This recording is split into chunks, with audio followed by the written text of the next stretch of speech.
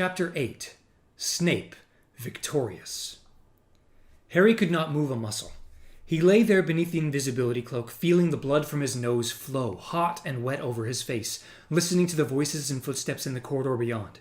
His immediate thought was that someone surely would check the compartments before the train departed again, but at once came to the dispiriting realization that even if somebody looked into the compartment, he would be neither seen nor heard. His best hope was that somebody else would walk in and step on him. Harry had never hated Malfoy more than as he lay there, like an absurd turtle on its back, blood dripping sickeningly into his open mouth. What a stupid situation to have landed himself in. And now the last few footsteps were dying away. Everyone was shuffling along the dark platform outside. He could hear the scraping of trunks and the loud babble of talk. Ron and Hermione would think that he had left the train without them.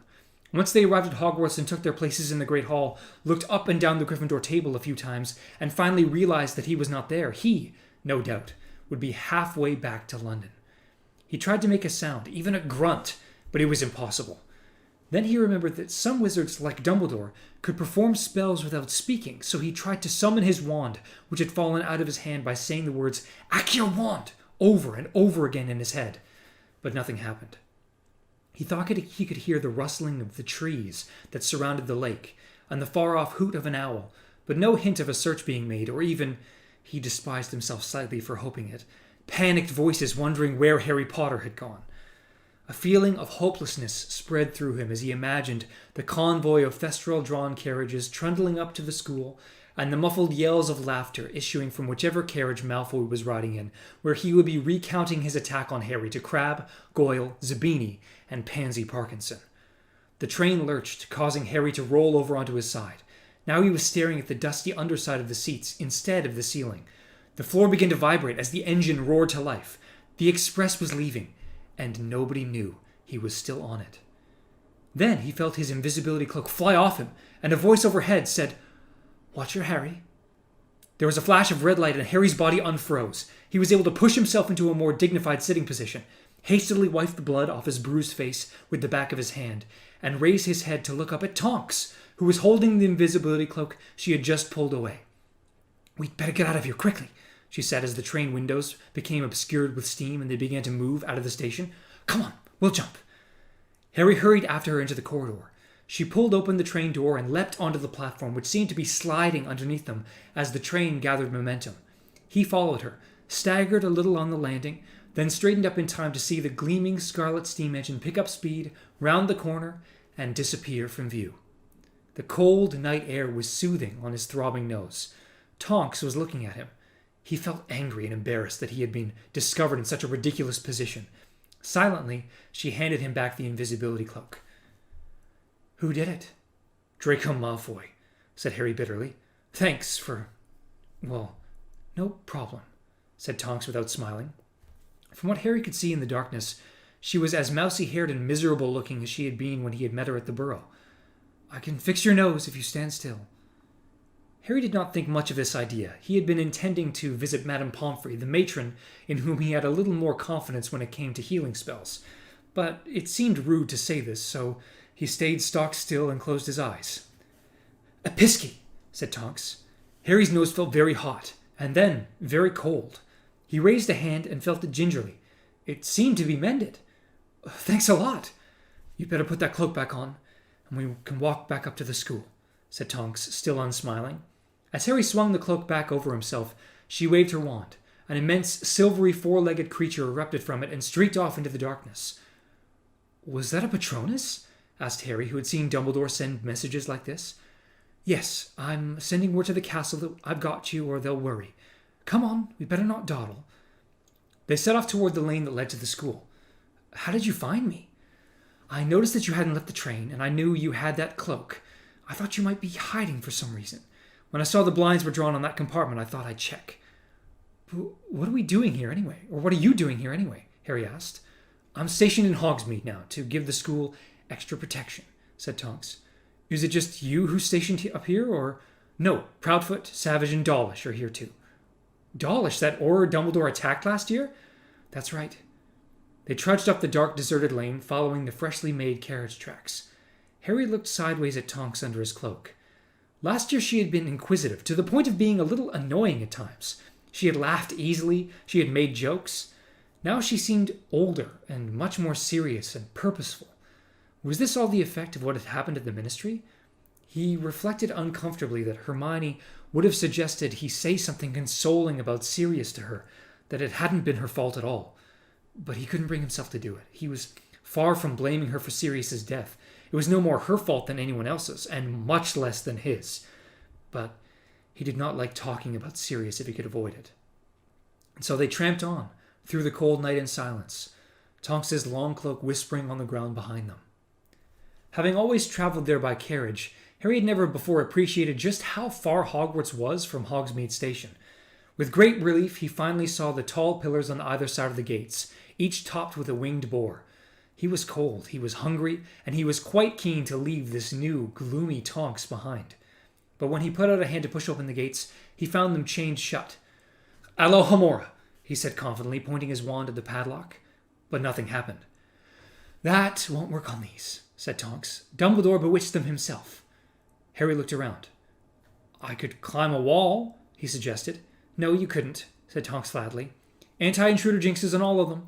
Security's been tightened 100-fold this summer." "Well then," said Harry, starting to feel annoyed at her lack of helpfulness, "I suppose I'll just have to sleep out here and wait for morning."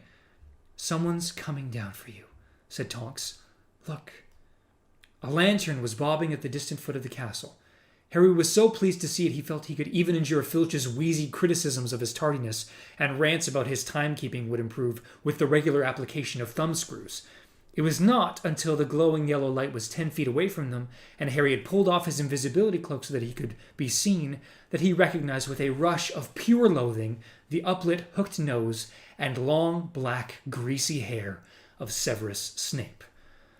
"Well, well, well," sneered Snape, taking out his wand and tapping the padlock once, so that the chains snaked backward and the gates creaked open. "Nice of you to turn up, Potter, although you have evidently decided that the wearing of school robes would detract from your appearance." "I couldn't change. I didn't have my—" Harry began, but Snape cut across him. "There is no need to wait, Nymphadora. Potter is quite safe in my hands." "I meant Hagrid to get the message," said Tonks, frowning. "Hagrid was late for the start of term feast, just like Potter here, so I took it instead." "And incidentally," said Snape, standing back to allow Harry to pass him, "I was interested to see your new Patronus." He shut the gates in her face with a loud clang and tapped the chains with his wand again so that they slithered, clinking back into place. "I think you were better off with the old one," said Snape, the malice in his voice unmistakable. "The new one looks weak." As Snape swung the lantern about, Harry saw fleetingly a look of shock and anger on Tonks's face. Then she was covered in darkness once more. "Good night," Harry called over his shoulder to her, as he began the walk up to the school with Snape. "Thanks for everything." "See you, Harry." Snape did not speak for a minute or so. Harry felt as though his body was generating waves of hatred so powerful that it seemed incredible that Snape could not feel them burning him. He had loathed Snape from their first encounter, but Snape had placed himself forever and irrevocably beyond the possibility of Harry's forgiveness by his attitude towards Sirius. Whatever Dumbledore said, Harry had had time to think over the summer, and he had concluded that Snape's snide remarks to Sirius about remaining safely hidden while the rest of the Order of the Phoenix were off fighting Voldemort had probably been a powerful factor in Sirius rushing off to the Ministry the night that he had died. Harry clung to this notion because it enabled him to blame Snape, which felt satisfying, and also because he knew that if anyone was not sorry that Sirius was dead, it was the man now striding next to him in the darkness. 50 points from Gryffindor for lateness, I think," said Snape. "And let me see, another 20 for your muggle attire. You know, I don't believe any house has ever been in negative figures this early in the term. We haven't even started pudding. You might have set a record, Potter." The fury and hatred bubbling inside Harry seemed to blaze white-hot, but he would rather have been immobilized all the way back to London than tell Snape why he was late. "I suppose you wanted to make an entrance, did you?" Snape continued. "And with no flying car available, you decided that bursting into the Great Hall halfway through the feast ought to create a dramatic effect." Still, Harry remained silent, though he thought his chest might explode. He knew that Snape had come to fetch him for this, for the few minutes when he could needle and torment Harry without anyone listening. They reached the castle steps at last, and as the great oaken front doors swung open into the vast flagged entrance hall, a burst of talk and laughter and of tinkling plates and glasses greeted them through the doors, standing open into the great hall. Harry wondered whether he could slip his invisibility cloak back on, thereby gaining his seat at the long Gryffindor table, which inconveniently was the farthest from the entrance hall, without being noticed. As though he had read Harry's mind, however, Snape said, "No cloak. You can walk in so that everyone sees you, which is what you wanted, I'm sure." Harry turned on the spot and marched straight through the open doors, anything to get away from Snape. The great hall, with its 4 long house tables and its staff table set at the top of the room, was decorated as usual with floating candles that made the plates below glitter and glow. It was all a shimmering blur to Harry, however, who walked so fast that he was passing the Hufflepuff table before people really started to stare. And by the time they were standing up to get a good look at him, he had spotted Ron and Hermione, sped along the benches toward them, and forced his way in between them. "Where have you... Blimey, what have you done to your face?" said Ron, goggling at him along with everyone else in the vicinity. "Why, what's wrong with it?" said Harry, grabbing a spoon and squinting at his distorted reflection. "You're covered in blood," said Hermione. "Come here." She raised her wand and said, "Terreggio," and siphoned off the dried blood. "Thanks," said Harry, now feeling his clean face. "How's my nose looking?"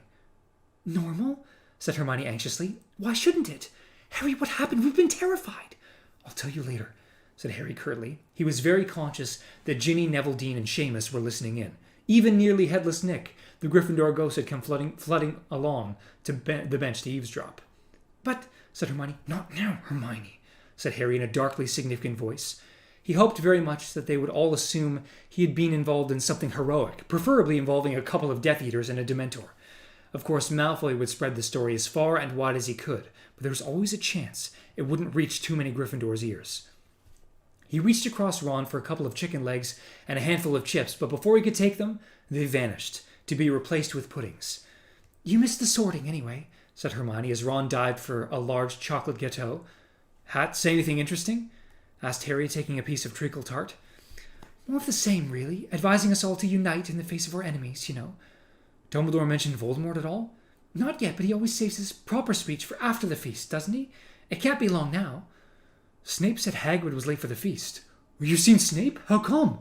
said Ron between frenzied mouthfuls of gâteau. "Bumped into him," said Harry evasively. "Hagrid was only a few minutes late," said Hermione. "Look, he's waving at you, Harry." Harry looked up at the staff table and grinned at Hagrid, who indeed was waving at him. Hagrid had never quite managed to comport himself with the dignity of Professor McGonagall, head of Gryffindor House, the top of whose head came up to somewhere between Hagrid's elbow and shoulder as they were sitting side by side, and who was looking disapprovingly at this enthusiastic greeting. Harry was surprised to see the divination teacher, Professor Trelawney, sitting on Hagrid's other side. She rarely left her tower room, and he had never seen her at the start of term feast before. She looked as odd as ever, glittering with beads and trailing shawls, her eyes magnified to enormous size by her spectacles. Having always considered her a bit of a fraud, Harry had been shocked to discover at the end of the previous term that it had been she who had made the prediction that caused Lord Voldemort to kill Harry's parents and attack Harry himself. The knowledge had made him even less eager to find himself in her company, but thankfully, this year he would be dropping divination. Her great beacon-like eyes swiveled in his direction. He hastily looked away toward the Slytherin table. Draco Malfoy was miming the shattering of a nose to raucous laughter and applause. Harry dropped his gaze to his treacle tart, his insides burning again. What he would not give to fight Malfoy one-on-one. "So, what did Professor Slughorn want?" Hermione asked. "To know what really happened at the Ministry," said Harry. "Him and everyone else here," sniffed Hermione. "People were interrogating us about it on the train, weren't they, Ron?" "Yeah," said Ron. "All wanting to know if you really are the chosen one." "There's been not much talk on that subject even amongst the ghosts," interrupted nearly headless Nick, inclining his barely connected head toward Harry so that it wobbled dangerously on its ruff. "I am considered something of a Potter authority. It is widely known that we are friendly. I have assured the spirit community that I will not pester you for information, however. Harry Potter knows that I can confide in him and he can confide in me with complete confidence. I told them I would rather die than betray his trust."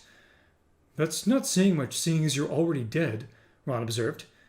"Once again, you show all the sensitivity of a blunt axe," said Nearly Headless Nick in affronted tones, and he rose into the air and glided back toward the far end of the Gryffindor table, just as Dumbledore got to his feet at the staff table. The talk and laughter echoing around the hall died away almost instantly. "The very best of evenings to you," he said, smiling broadly, his arms opened wide, as though to embrace the whole room. "What happened to his hand?" gasped Hermione. She was not the only one who had noticed. Dumbledore's right hand was as blackened and dead-looking as it had been on the night he had come to fetch Harry from the Dursleys. Whispers swept the room. Dumbledore, interpreting them correctly, merely smiled and shook his purple and gold sleeve over his injury. "Nothing to worry about," he said airily. "Now, to our new students, welcome. And to our old students, welcome back. Another year full of magical education awaits you." "His hand was like that when I saw him over the summer," Harry whispered to Hermione. "I thought he'd have cured it by now, though. Or Madame Pomfrey would have done." "It's looked as if it's died," said Hermione with a nauseated expression. "But there are some injuries you can't cure. Old curses. And there are potions and poisons without antidotes. And Mr. Filch, our caretaker, has asked me to say that there is a blanket ban on any joke items bought at the shop called Weasley's Wizard Wheezes. Those wishing to play for their house Quidditch teams should give their names to their heads of house as usual. We are also looking for new Quidditch commentators who should do likewise. We are pleased to welcome a new member of the staff this year, Professor Slughorn." Slughorn stood up, his bald head gleaming in the candlelight, his big waistcoated belly casting the table below into shadow. "Is a former colleague of mine who has agreed to resume his old post of Potions Master." "Potions? Potions?" The word echoed all over the hall as people wondered whether they had heard right. "Potions?" said Ron and Hermione together, turning to stare at Harry. "But you said—" "Professor Snape, meanwhile," said Dumbledore, raising his voice so that it carried over all the muttering, "will be taking over the position of Defense Against the Dark Arts teacher." "No!" said Harry so loudly that many heads turned in his direction. He did not care. He was staring up at the staff table, incensed. How could Snape be given the Defense Against the Dark Arts job after all this time? Hadn't it been widely known for years that Dumbledore did not trust him to do it? "But Harry, you said that Slughorn was going to be teaching Defense Against the Dark Arts," said Hermione. "Oh, I thought he was," said Harry, racking his brains to remember when Dumbledore had told him this. But now that he came to think of it, he was unable to recall Dumbledore ever telling him what Slughorn would be teaching. Snape, who was sitting on Dumbledore's right, did not stand up at the mention of his name. He merely raised a hand in lazy acknowledgement of the applause from the Slytherin table. Yet Harry was sure he could detect a look of triumph on the features he loathed so much. "Well, there's one good thing," he said savagely. "Snape will be gone by the end of the year." "What do you mean?" asked Ron. "That job's jinxed. No one's last more than a year. Quirrell actually died doing it. Personally, I'm going to keep my fingers crossed for another death." "Harry!" said Hermione, shocked and reproachful. "He might just go back to teaching potions at the end of the year," said Ron reasonably. "That Slughorn bloke might not want to stay long-term. Moody didn't." Dumbledore cleared his throat. Harry, Ron, and Hermione were not the only ones who had been talking. The whole hall had erupted in a buzz of conversation at the news that Snape had finally achieved his heart's desire. Seemingly oblivious to the sensational nature of the news he had just imparted, Dumbledore said nothing more about the staff appointments, but waited a few seconds to ensure that the silence was absolute before continuing. "Now, as everybody in this hall knows, Lord Voldemort and his followers are once more at large and gaining in strength." The silence seemed to tauten and strain as Dumbledore spoke. Harry glanced at Malfoy. Malfoy was not looking at Dumbledore, but making his fork hover in midair with his wand, as though he found the headmaster's words unworthy of his attention. "I cannot emphasize strongly enough how dangerous the present situation is, and how much care each of us at Hogwarts must take to ensure that we remain safe. The castle's magical fortifications have been strengthened over the summer. We are protected in new and more powerful ways, but we must still guard scrupulously against carelessness on the part of any student or member of staff. I urge you, therefore, to abide by any security restrictions that your teachers might impose upon you, however irksome you might find them. In particular, the rule that you are not to be out of bed after hours. I implore you Should you notice anything strange or suspicious within or outside the castle, report it to a member of staff immediately. I trust you to conduct yourselves always with the utmost regard for your own and others' safety." Dumbledore's blue eyes swept over the students before he smiled once more. "But now your beds await, as warm and comfortable as you could possibly wish, and I know that your top priority is to be well rested for your lessons tomorrow. Let us therefore say good night. Pip, pip!" With the usual deafening scraping noise, the benches were moved back and the hundreds of students began to file out of the great hall toward their dormitories. Harry, who was in no hurry at all to leave with the gawping crowd, nor to get near enough to Malfoy to allow him to retell the story of the nose stamping, lagged behind, pretending to retie the lace on his trainer, allowing most of the Gryffindors to draw ahead of him. Hermione had darted ahead to fulfill her prefect's duty of shepherding the first years, but Ron remained with Harry. "What really happened to your nose?" he asked once they were at the very back of the throng, pressing out of the hall and out of earshot of anyone else. Harry told him. It was the mark of the strength of their friendship that Ron did not laugh. "I saw Malfoy miming something to do with a nose," he said darkly. "Yeah, well, never mind that," said Harry bitterly. "Listen to what he was saying before he found out I was there." Harry expected Ron to be stunned by Malfoy's boasts, with what Harry considered pure pig-headedness. However, Ron was unimpressed. "Come on, Harry, he was just showing off for Parkinson. What kind of mission would you know who have given him? How do you know Voldemort doesn't need someone at Hogwarts? It wouldn't be the first—" "I wish you'd stop saying that name, Harry," said a reproachful voice behind them. Harry looked over his shoulder to see Hagrid shaking his head. "Dumbledore uses that name," said Harry stubbornly. "Yeah, well, that's Dumbledore, isn't it?" said Hagrid mysteriously. "How come you were late, Harry? I was worried." "I got held up on the train," said Harry. "Why were you late?" "I was with Grop," said Hagrid happily. "Lost track of the time. He's got a new home up in the mountains now. Dumbledore fixed it. Nice big cave. He's much happier than he was in the forest. We were having a good chat." "Really?" said Harry, taking care not to catch Ron's eye. The last time he had met Hagrid's half-brother, a vicious giant with a talent for ripping up trees by the roots, his vocabulary had comprised 5 words, 2 of which he was unable to pronounce properly. "Oh yeah, he's really come on," said Hagrid proudly. "You'll be amazed. I'm thinking of training up as me assistant." Ron snorted loudly, but managed to pass it off as a violent sneeze. They were now standing beside the oak front doors. "Anyway, I'll see you tomorrow. First lesson straight after lunch. Come early and you can say hello to Witherwings." Raising an arm in cheery farewell, he headed out of the front doors into the darkness. Harry and Ron looked at each other. Harry could tell that Ron was experiencing the same sinking feeling as himself. "You're not taking care of magical creatures, are you?" Ron shook his head. "And you're not either, are you?" Harry shook his head too. "And Hermione," said Ron. "She's not, is she?" Harry shook his head again. Exactly what Hagrid would say when he realized his 3 favorite students had given up his subject, he did not like to think. Chapter 9. The Half-Blood Prince. Harry and Ron met Hermione in the common room before breakfast next morning. Hoping for some support for his theory, Harry lost no time in telling Hermione what he had overheard Malfoy saying on the Hogwarts Express. "But he was obviously showing off for Parkinson, wasn't he?" interjected Ron quickly before Hermione could say anything. "Well," she said uncertainly, "I don't know. It would be like Malfoy to make himself seem more important than he is. But that's a big lie to tell." "Exactly," said Harry, but he could not press the point, because so many people were trying to listen into his conversation, not to mention staring at him and whispering behind their hands. "It's rude to point," Ron snapped at a particularly minuscule first-year boy as they joined the queue to climb out of the portrait hall. The boy, who had been muttering something about Harry behind his hand to his friend, promptly turned scarlet and toppled out of the hole in alarm. Ron sniggered. "I love being a 6th year. And we're going to be getting free time this year. Whole periods where we can just sit up here and relax." "You're going to need that time for studying, Ron," said Hermione as they set off down the corridor. "Yeah, but not today," said Ron. "Today's going to be a real DOS, I reckon."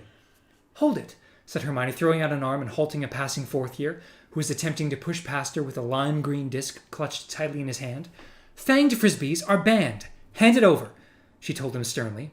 The scowling boy handed over the snarling frisbee, ducked under her arm, and took off after his friends. Ron waited for him to vanish, then tugged the frisbee from Hermione's grip. Excellent. I've always wanted one of these. Hermione's remonstration was drowned out by a loud giggle. Lavender Brown had apparently found Ron's remark highly amusing. She continued to laugh as she passed them, glancing back at Ron over her shoulder. Ron looked rather pleased with himself. The ceiling of the great hall was serenely blue and streaked with frail, wispy clouds, just like the squares of sky visible through the high, mullioned windows. While they tucked into porridge and eggs and bacon, Harry and Ron told Hermione about their embarrassing conversation with Hagrid the previous evening. "But he can't really think we'd continue care of magical creatures," she said, looking distressed. "I mean, when has any of us expressed, any enthusiasm?" "That's it, though, isn't it?" said Ron, swallowing an entire fried egg whole. "We were the ones who made the most effort in classes, because we like Hagrid. He thinks we like the stupid subject. Do you reckon anyone's going to go on to Newt?" Neither Harry nor Hermione answered. There was no need. They knew perfectly well that nobody in their year would want to continue care of magical creatures. They avoided Hagrid's eye and returned to his cheery wave only half-heartedly when he left the staff table 10 minutes later. After they had eaten, they remained in their places, awaiting Professor McGonagall's descent from the staff table. The distribution of class schedules was more complicated than usual this year, for Professor McGonagall needed first to confirm that everybody had achieved the necessary OWL grades to continue with their chosen NEWTs. Hermione was immediately cleared to continue with Charms, Defense Against the Dark Arts, Transfiguration, Herbology, Arithmancy, Ancient Runes, and Potions, and shot off to a first-period Ancient Runes class without further ado. Neville took a little longer to sort out. His round face was anxious as Professor McGonagall looked down his application and then consulted his OWL results. "Herbology, fine," she said. "Professor Spout will be delighted to see you back with an outstanding OWL, and you qualify for Defense Against the Dark Arts, which exceeds expectations. But the problem is Transfiguration. I'm sorry, Longbottom, but an acceptable really isn't good enough to continue to Newt level. I just don't think you'd be able to cope with the coursework." Neville hung his head. Professor McGonagall peered at him through her square spectacles. "Why do you want to continue with Transfiguration anyway? I've never had the impression that you particularly enjoyed it." Neville looked miserable and muttered something about, "My grandmother wants..." snorted Professor McGonagall. "It's high time your grandmother learned to be proud of the grandson she's got, rather than the one she thinks she ought to have, particularly after what happened at the Ministry." Neville turned very pink and blinked confusedly. Professor McGonagall had never paid him a compliment before. "I'm sorry, Longbottom, but I cannot let you into my Newt class. I see that you haven't exceeded expectations in Charms, however. Why not try for a Newt in Charms?" "My grandmother thinks Charms is a soft option," mumbled Neville. "Take Charms," said Professor McGonagall, "and I shall drop Augusta a line reminding her that just because she failed her Charms OWL, the subject is not necessarily worthless." Smiling slightly at the look of delighted incredulity on Neville's face, Professor McGonagall tapped a blank schedule with the tip of her wand and handed it, now carrying details of his new classes, to Neville. Professor McGonagall turned next to Parvati Patil, whose first question was whether Firenze, the handsome centaur, was still teaching divination. "He and Professor Trelawney are dividing classes between them this year," said Professor McGonagall, a hint of disapproval in her voice. It was common knowledge that she despised the subject of divination. "The 6th year is being taken by Professor Trelawney." Parvati set off for divination 5 minutes later, looking slightly crestfallen. "So, Potter, said Professor McGonagall, consulting her notes as she turned to Harry. "Charms, Defense Against the Dark Arts, Herbology, Transfiguration, all fine, I must say. I was pleased with your Transfiguration mark, Potter, very pleased. Now, why haven't you applied to continue with Potions? I thought it was your ambition to become an Auror." "It was, but you told me I had to get an outstanding in my OWL, Professor." "And so you did, when Professor Snape was teaching the subject. Professor Slughorn, however, is perfectly happy to accept Newt students with exceeds expectations at OWL. Do you wish to proceed with Potions?" "Yes," said Harry, "but I didn't buy the books or any ingredients or anything." "I'm sure Professor Slughorn will be able to lend you some," said Professor McGonagall. "Very well, Potter. Here's your schedule. Oh, by the way, 20 hopefuls have already put down their names for the Gryffindor Quidditch team. I shall pass the list to you in due course, and you can fix up trials at your leisure." A few minutes later, Ron was cleared to do the same subjects as Harry, and the two of them left the table together. "Look," said Ron delightedly, gazing at his schedule, "we've got a free period now! And a free period after break, and a free period after lunch? Excellent!" They returned to the common room, which was empty, apart from a half-dozen seventh years, including Katie Bell, the only remaining member of the original Gryffindor Quidditch team that Harry had joined in his first year. "I thought you'd get that. Well done," she called over, pointing at the captain's badge on Harry's chest. "Tell me when you call trials." "Don't be stupid," said Harry. "You don't need to try out. I've watched you play for 5 years." "You mustn't start off like that," she said warningly. "For all you know, there's someone much better than me out there. Good teams have been ruined before now because captains just kept playing old faces and letting in their old friends." Ron looked a little uncomfortable and began playing with the fanged frisbee Hermione had taken from the fourth-year student. It zoomed around the common room, snarling and attempting to take bites out of the tapestry. Crookshanks's yellow eyes followed it, and he hissed when it came too close. An hour later, they reluctantly left the sunlit common room for the Defense Against the Dark Arts classroom 4 floors below. Hermione was already queuing outside, carrying an armful of heavy books and looking put upon. "We got so much homework for runes," she said anxiously when Harry and Ron joined her. "A 15-inch essay, 2 translations, and I've got to read these by Wednesday." "Shame," yawned Ron. "You wait," she said resentfully. "I bet Snape gives us loads." The classroom door opened as she spoke, and Snape stepped into the corridor, his sallow face framed as ever by 2 curtains of greasy black hair. Silence fell over the queue immediately. "Inside," he said. Harry looked around as they entered. Snape had imposed his personality upon the room already. It was gloomier than usual, as curtains had been drawn over the windows and was lit by candlelight. New pictures adorned the walls, many of them showing people who appeared to be in pain, sporting grisly injuries or strangely contorted body parts. Nobody spoke as they settled down, looking around at the shadowy, gruesome pictures. "I have not asked you to take out your books," said Snape, closing the door and moving to face the class from behind his desk. Hermione hastily dropped her copy of Confronting the Faceless back into her bag and stowed it under her chair. "I wish to speak to you, and I want your fullest attention." His black eyes roved over their upturned faces, lingering for a fraction of a second longer on Harry's than anyone else's.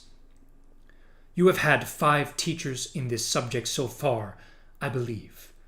"You believe? Like you haven't watched them all come and go, Snape, hoping you'd be next," thought Harry scathingly.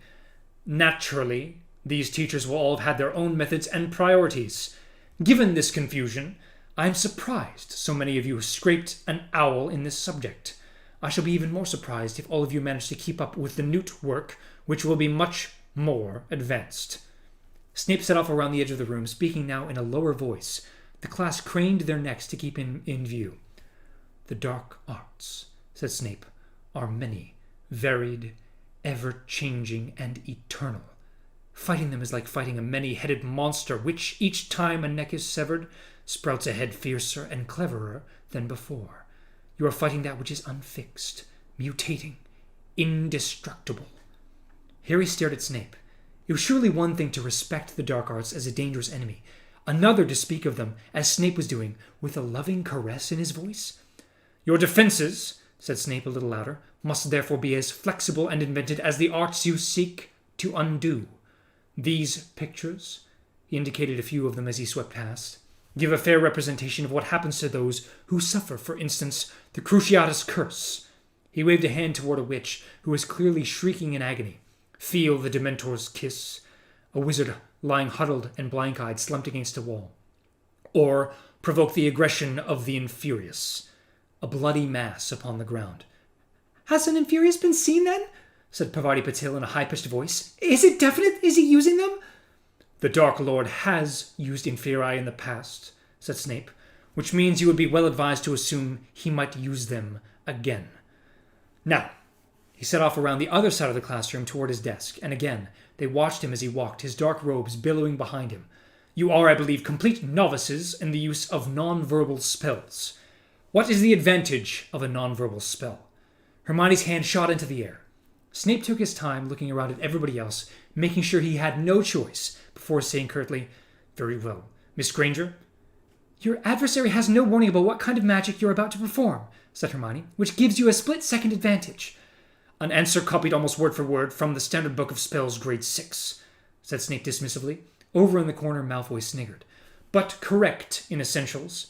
Yes, those who progress to using magic without shouting incantations gain an element of surprise in their spell casting.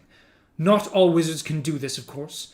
It is a question of concentration and mind power, with which some, his gaze lingered maliciously upon Harry once more, lack. Harry knew Snape was thinking of their disastrous occlumency lessons of the previous year. He refused to drop his gaze, but glowered at Snape until Snape looked away. "You will now divide," Snape went on, "into pairs. One partner will attempt to jinx the other without speaking. The other will attempt to repel the jinx in equal silence. Carry on." Although Snape did not know it, Harry had taught at least half the class, everyone who had been a member of the DA, how to perform a shield charm the previous year. None of them had ever cast the charm without speaking, however.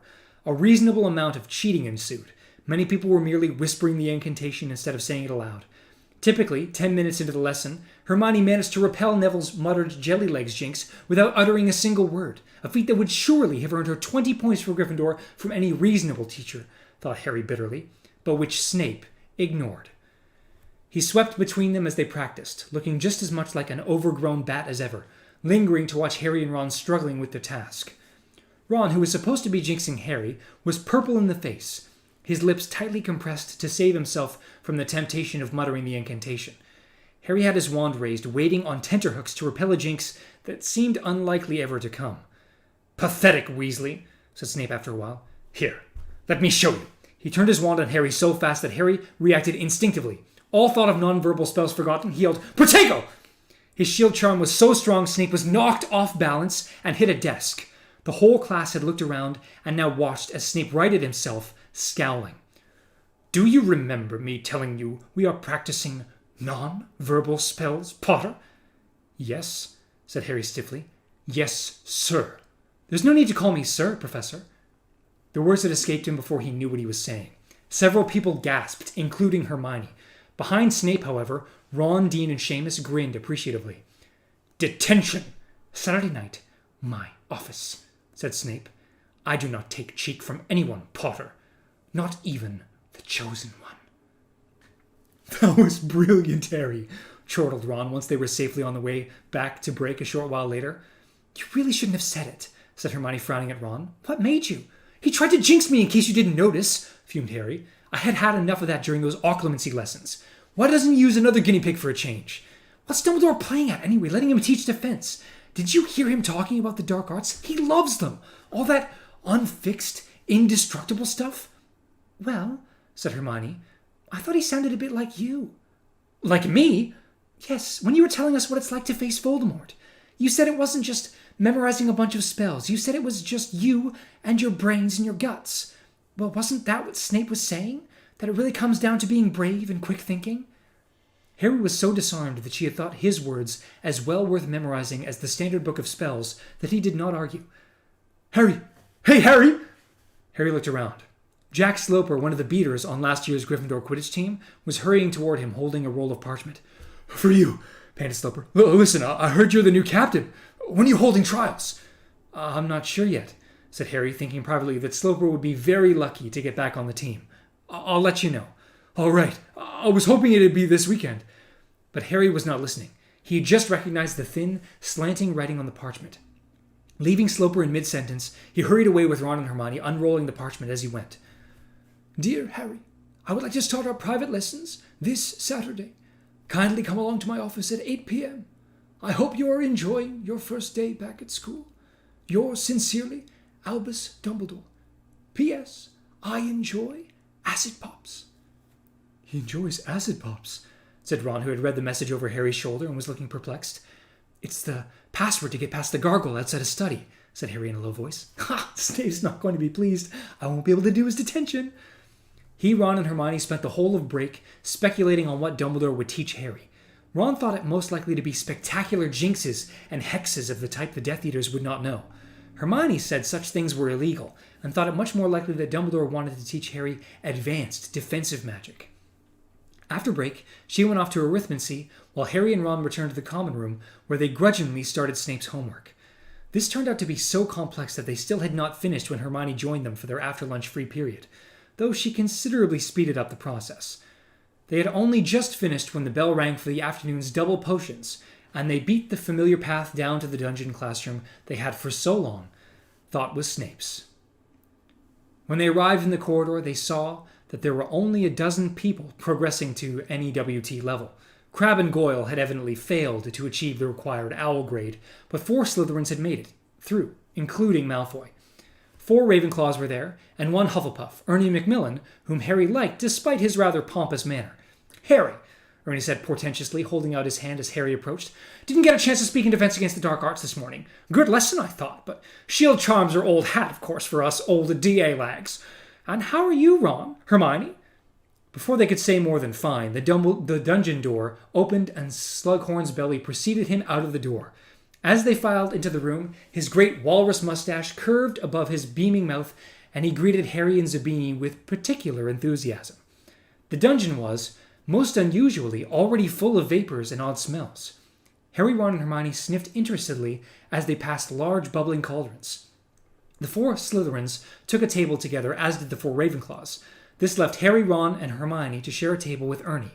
They chose the one nearest a gold-colored cauldron that was emitting one of the most seductive scents Harry had ever inhaled. Somehow it reminded him simultaneously of treacle tart, the woody smell of a broomstick handle, and something flowery he thought he might have smelled at the burrow. He found that he was breathing very slowly and deeply, and that the potion's fumes seemed to be filling him up like drink. A great contentment stole over him. He grinned across at Ron, who grinned back lazily. Now then, said Slughorn, whose massive outline was quivering through the many shimmering vapors. "Scales out, everyone, and potion kits. And don't forget your copies of Advanced Potion Making." "Sir," said Harry, raising his hand. "Harry, my boy." "I haven't got a book or scales or anything, nor's Ron. We didn't realize we'd be able to do the newt, you see." "Ah, yes, Professor McGonagall did mention. Not to worry, dear my boy, not to worry at all. You can use the ingredients from the store cupboard today, and I'm sure we can lend you some scales, and we've got a small stock of old books here. They'll do until you can write to flourish and blots." Slughorn strode over to a corner cupboard, and after a moment's foraging, emerged with 2 very battered-looking copies of Advanced Potion Making by Libatius Barrage, which he gave to Harry and Ron along with 2 sets of tarnished scales. "Now then," said Slughorn, returning to the front of the class and inflating his already bulging chest so that the buttons on his waistcoat threatened to burst off. "I've prepared a few potions for you to take a look at, just out of interest, you know. These are the kind of things you ought to be able to make after completing your newts. You ought to have heard of them, even if you haven't made them yet. Anyone tell me what this one is?" He indicated the cauldron nearest the Slytherin table. Harry raised himself slightly in his seat and saw what looked like plain water boiling away inside it. Hermione's well-practiced hand hit the air before anybody else's. Slughorn pointed at her.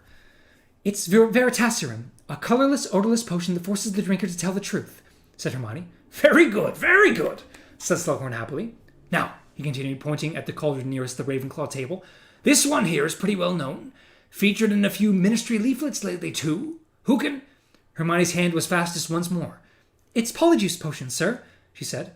Harry, too, had recognized the slow-bubbling, mud-like substance in the second cauldron, but did not resent Hermione getting credit for answering the question. She, after all, was the one who had succeeded in making it back in their second year. Excellent! Now this one here." "Yes, my dear," said Slughorn, now looking slightly bemused, as Hermione's hand punched the air again. "It's Amortensia." "It is indeed. It seems almost foolish to ask," said Slughorn, who was looking mightily impressed, "but I assume you know what it does." "It's the most powerful love potion in the world," said Hermione. "Quite right. You recognize it, I suppose, by its distinctive mother-of-pearl sheen?" "And the steam rising in characteristic spirals," said Hermione enthusiastically. "And it's supposed to smell differently to each of us, according to what attracts us. I can smell freshly mown grass, and new parchment, and—" But she turned slightly pink and did not complete the sentence. "May I ask your name, my dear?" said Slughorn, ignoring Hermione's embarrassment. "Hermione Granger, sir." Granger. Could you possibly be related to Hector Dagworth Granger, who founded the most extraordinary society of potioneers?" "No, I don't think so, sir. I'm Muggleborn, you see." Harry saw Malfoy lean close to Nott and whisper something. Both of them sniggered, but Slughorn showed no dismay. On the contrary, he beamed and looked from Hermione to Harry, who was sitting next to her. "Oh! One of my best friends is Muggleborn, and she's the best in our year. I'm assuming this is the very friend of whom you spoke, Harry." "Yes, sir," said Harry. Well, Take 20 well-earned points for Gryffindor, Miss Granger, said Slughorn genially. Malfoy looked rather as he had done the time Hermione had punched him in the face. Hermione turned to Harry with a radiant expression and whispered, "Did you really tell him I'm the best in the year? Oh, Harry!" "What's so impressive about that?" whispered Ron, who for some reason looked annoyed. "You are the best in our year. I'd have told him so if he'd asked me." Hermione smiled but made a shushing gesture so that they could hear what Slughorn was saying. Ron looked slightly disgruntled. "Amortentia doesn't really create love, of course. It is impossible to manufacture or imitate love. No, this will simply cause a powerful infatuation or obsession.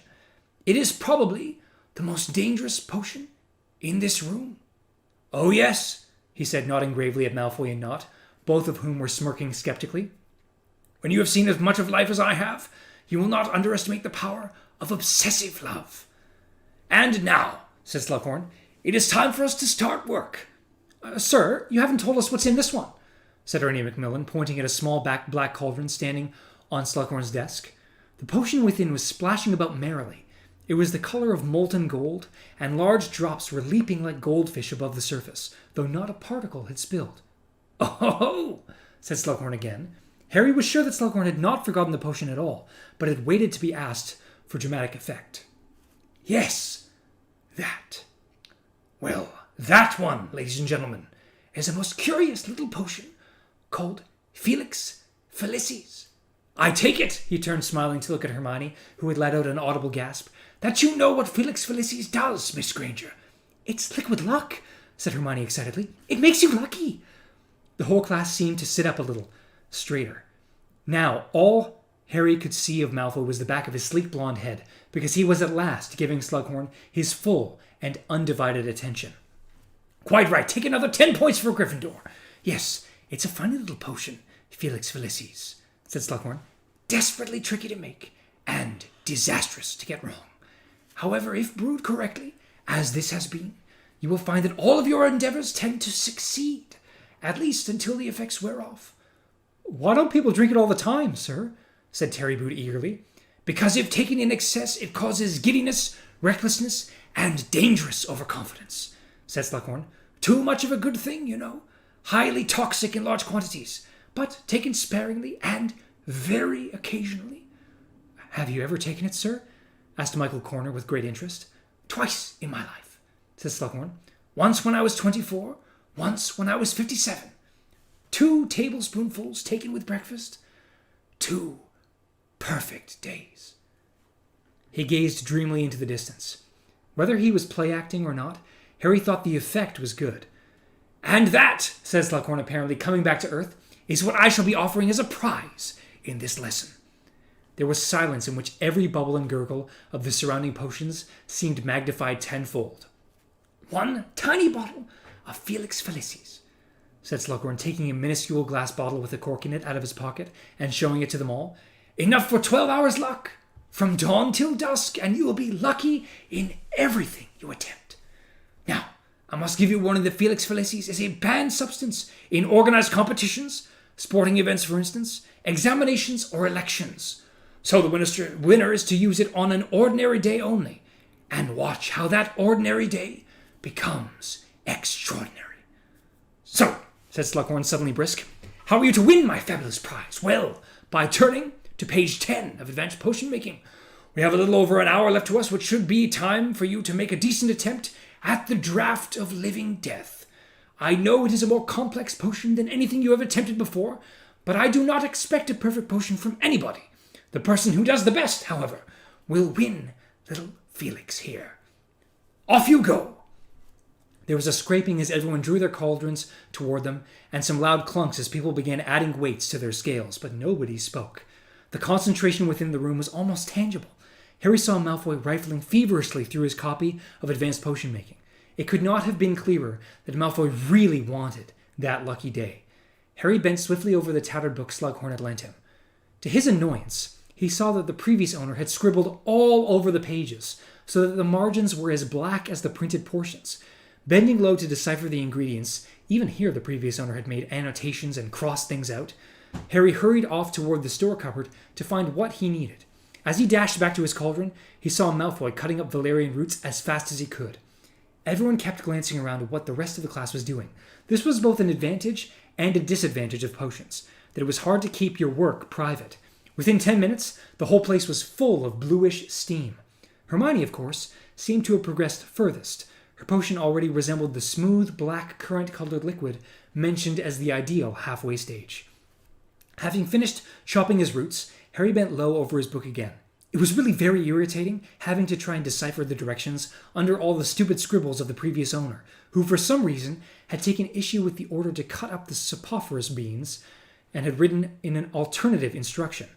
Crush with flat side of silver dagger releases juice better than cutting. Sir, I think you knew my grandfather, Abraxas Malfoy. Harry looked up. Slughorn was just passing the Slytherin table. Yes, said Slughorn without looking at Malfoy. I was sorry to hear that he had died. Although, of course, it wasn't unexpected dragon pox at his age. And he walked away. Harry bent back over his cauldron, smirking. He can tell that Harry had expected to be treated like Harry or Zabini, perhaps even hoped for some preferential treatment of the type he had learned to expect from Snape. It looked as though Malfoy would have to rely on nothing but talent to win the bottle of Felix Felicis. The Sapophoros bean was proving very difficult to cut up. Harry turned to Hermione. Can I borrow your silver knife? She nodded impatiently, not taking her eyes off her potion, which was still deep purple, although, according to the book, ought to be turning a light shade of lilac by now. Harry crushed his bean with the flat side of the dagger. To his astonishment, it immediately exuded so much juice, he was amazed the shriveled bean could have held it all. Hastily scooping it all into the cauldron, he saw to his surprise that the potion immediately turned exactly the shade of lilac described by the textbook. His annoyance with the previous owner vanishing on the spot, Harry now squinted at the next line of instructions. According to the book, he had to stir counterclockwise until the potion turned clear as water. According to the addition the previous owner had made, however, he ought to add a clockwise stir after every 7th counterclockwise stir. Could the old owner be right twice?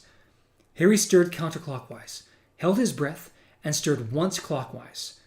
The effect was immediate. The potion turned palest pink. How are you doing that? Demanded Hermione, who was red-faced and whose hair was growing bushier and bushier in the fumes from her cauldron. Her potion was still resolutely purple. Add a clockwise stir. No, the book says counterclockwise, she snapped. Harry shrugged and continued what he was doing. 7 stirs counterclockwise, 1 clockwise. Pause. 7 stirs counterclockwise, 1 stir clockwise. Across the table, Ron was cursing fluently under his breath. His potion looked like liquid licorice. Harry glanced around. As far as he could see, no one else's potion had turned as pale as his. He felt elated, something that had certainly never happened before in this dungeon. And time's up, called Slughorn. Stop stirring, please. Slughorn moved slowly among the tables, peering into cauldrons. He made no comment, but occasionally gave the potions a stir or a sniff. At last he reached the table where Harry, Ron, Hermione, and Ernie were sitting. He smiled ruefully at the tart-like substance in Ron's cauldron. He passed over Ernie's navy concoction. Hermione's potion he gave an approving nod. Then he saw Harry's, and a look of incredulous delight spread over his face. The clear winner! He cried to the dungeon. Excellent, Harry! Good Lord, it's clear you've inherited your mother's talent. She was a dab hand at potions, Lily was. Here you are, then. Here you are. 1 bottle of Felix Felicis, as promised. And use it well. Harry slipped the tiny bottle of golden liquid into his inner pocket, feeling an odd combination of delight at the furious looks on the Slytherins' faces and guilt at the disappointed expression on Hermione's. Ron looked simply dumbfounded. How did you do that? He whispered to Harry as they left the dungeon. Got lucky, I suppose, said Harry, because Malfoy was still within earshot. Once they were securely ensconced at the Gryffindor table for dinner, however, he felt safe enough to tell them. Hermione's face became stonier with every word he uttered. I suppose you think I cheated? He finished, aggravated by her expression. Well, it wasn't exactly your own work, was it? She said stiffly. You only followed different instructions to ours, said Ron. Could have been a catastrophe, couldn't it? But he took a risk and it paid off. He heaved a sigh. Slughorn could have handed me that book, but no, I get the one that no one's ever written on. Puked on by the look of page 52, but... Hang on, said a voice close by Harry's left ear, and he caught a sudden waft of that flowery smell he had picked up in Slughorn's dungeon. He looked around and saw that Ginny had joined them. Did I hear right? You've been taking orders from something someone wrote in a book, Harry? She looked alarmed and angry. Harry knew what was on her mind at once. It's nothing, he said reassuringly, lowering his voice. It's not like, Riddle's diary. It's just an old textbook someone scribbled on. But you're doing what it says? I just tried a few of the tips written in the margins. Honestly, Ginny, there's nothing funny. Ginny's got a point, said Hermione, perking up at once. We ought to check that there's nothing odd about it. I mean, all these funny instructions, who knows? Hey, said Harry indignantly as she pulled his copy of Advanced Potion Making out of his bag and raised her wand. Specialis Revelio, she said, wrapping it smartly on the front cover. Nothing whatsoever happened. The book simply lay there, looking old and dirty and dog-eared. Finished? Said Harry irritably. Or do you want to wait and see if it does a few backflips? It seems all right, said Hermione, still staring at the book suspiciously. I mean, it really does seem to be just a textbook. Good. Then I'll have it back, said Harry, snatching it off the table, but it slipped from his hand and landed open on the floor. Nobody else was looking. Harry bent low to retrieve the book, and as he did so, he saw something scribbled along the bottom of the back cover in the same small, cramped handwriting as the instructions that had won him his bottle of Felix Felicis, now safely hidden inside a pair of socks in his trunk upstairs. This book is the property of the Half-Blood Prince.